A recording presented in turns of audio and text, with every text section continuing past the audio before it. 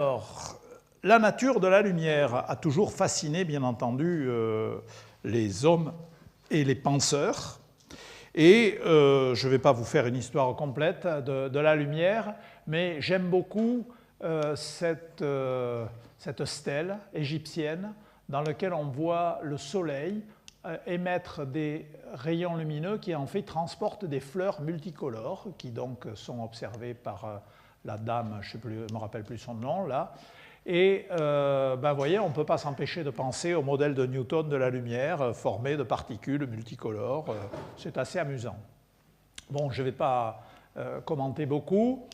Je pense qu'il est intéressant de noter qu'au Moyen-Âge, ce sont des empiriques ou des empiristes. Finalement, ils ne discutent pas tellement sur qu'est-ce que la lumière. Par contre, ils font quelque chose qui est quand même assez extraordinaire. Ils inventent la lentille qui permet de corriger la vue de ceux qui arrivent à un âge où les bras deviennent trop courts. Là, j'en vois un certain nombre, je fais partie du club. Les myopes aussi sont contents de bénéficier des choses comme ça. Et donc, ils inventent des instruments. Et puis, en mettant les lentilles les unes derrière les autres, il y a des gens assez géniaux qui arrivent à inventer le microscope pour voir l'infiniment petit, la lunette astronomique qui permettra à Galilée de faire les découvertes des satellites de Jupiter. Donc, on a tendance à sous-estimer le Moyen-Âge. Je pense que leur contribution est tout à fait extraordinaire, même si elle n'est pas conceptuelle. Alors, au XVIIe siècle, grand débat conceptuel sur la nature de la lumière.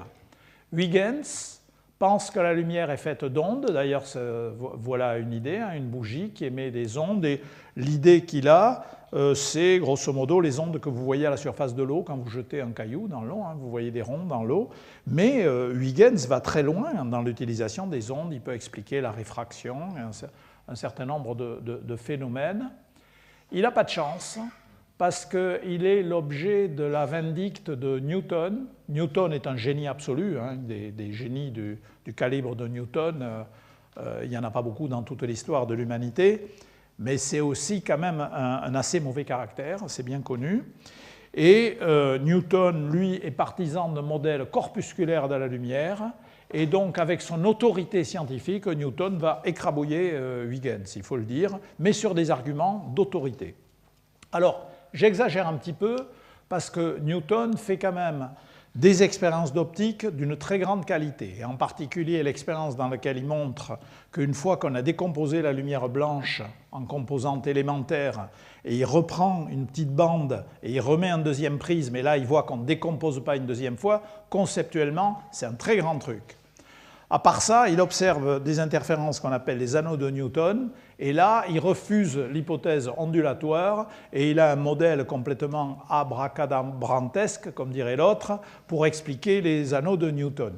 Mais son prestige est tellement grand, pour de bonnes raisons, parce que Newton, son principal titre de gloire, ce n'est pas l'optique, c'est la loi de la gravitation universelle et la compréhension du mouvement des planètes. Donc ça, évidemment, c'est un des plus grands triomphes de l'esprit humain.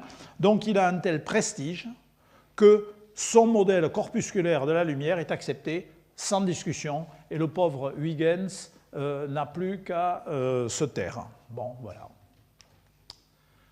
Nous faisons un saut au XIXe siècle avec deux savants formidables, Young de l'autre côté de la Manche et Fresnel de ce côté-ci. J'ai